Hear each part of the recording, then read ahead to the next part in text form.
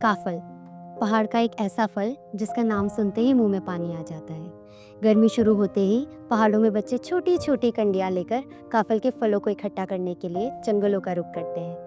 पहले तो पहाड़ी रास्तों पर सड़क किनारे बच्चे काफल बेचते नजर आ जाते थे, लेकिन अब काफल की बढ़ती डिमांड को देखते हुए पहाड़ का यह फल सब्जी मंडियों तक पहुंचने लगा है।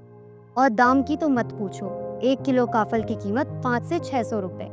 और हो भी क्यों ना, आपको पता है दिन भर जंगलों में पेड़ों से एक एक काफल बीनने के बाद 1 किलो काफल इकट्ठी हो पाती है। काफल का वैज्ञानिक नाम है मिरिका एस्केलेंटा और ये कई असाध्य रोगों की दवा भी है। लेकिन पहाड़ों में काफल को लेकर एक कहानी बहुत प्रचलित है। नमस्कार, मैं हूँ अपर्णा और आप देख रहे हैं तीतर। पहाड़ों के एक गांव में एक विधवा औरत और उसकी 7 साल की बेटी रहती थी। किसी प्रकार गरीबी में वो दोनों अपना गुजर बसर करते थे। एक बार माँ सुबह सवेरे घास के लिए गई और घास के साथ काफल भी तोड़ के ले आई। बेटी ने काफल देखे तो वह बड़ी खुश हुई। माँ ने बेटी से कहा कि मैं खेत में काम करने जा रही हूँ, दिन में जब लौटूंगी तब साथ मिलकर काफल खाएंगे। और माँ ने काफल टोकरी में रख दिए। बेटी दिन भर काफल खाने का इंतजार करती रही, बार बार टोकरी के ऊपर रखे कपड़े को उठाकर देखती और काफल के खट्टे मीठे रसीले स्वाद की कल्पना करती। लेकिन उस आज्ञाकारी बच्ची ने एक भी काफल उठाकर नहीं चखा कि जब माँ आएंगी तब मिलकर काफलों का स्वाद लेंगे। बहुत देर बाद माँ लौट आई।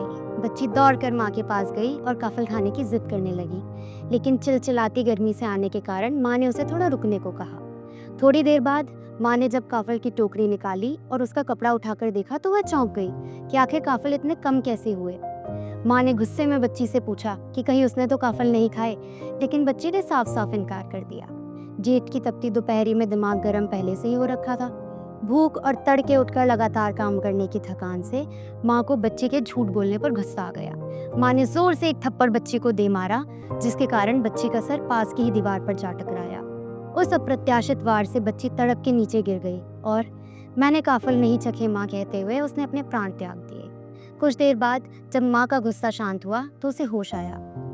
वह बच्ची को गोद में ले विलाप करने लगी। ये क्या हो गया? दुखियारी का एकमात्र सहारा था, वो भी अपने ही हाथों खत्म कर दिया। वह भी तुझ काफल की खातिर? आखिर लाई किसके लिए थी? उसी बेटी के लिए ही तो क्या हुआ था जो उसने थोड़े से खा लिए? माँ ने उठाकर काफल की टोकरी ही बाहर फेंक दी। रात भर वह रोती बिलखती रही। दरअसल जेठ की गर्म हवा से काफल सिकुड़ कर थोड़े कम हो गए थे। रात भर बाहर ठंडी व नम हवा में पड़े रहने से वह सुबह फिर से खिल गए और टोकरी पूरी हो गई। अब माँ की समझ में आया और रोती पीटती वह भी मर गई। कहते हैं वह दोनों मर के पक्षी बन गए और जब काफल पकते हैं तो एक पक्षी बड़े करुण भाव से गाता है, काफल पाको मैनी चाखो, यानी काफल पके हैं पर मैंने नहीं चखे हैं। और तभी दूसरा पक्षी चित्कार कर उठता है, पूरा पुतई पूर, यानी पूरे हैं बेटी पूरे हैं। कहते हैं ये दोनों पक्षी यही माँ और बेटी हैं। आपको हमारी कहानी कैसी लगी? लाइक और कमेंट कर ज़रूर बताएं और चैनल को सब्सक्राइब करना ना भूलें। ऐसी और कहानियों के लिए देखते रहें तीतर।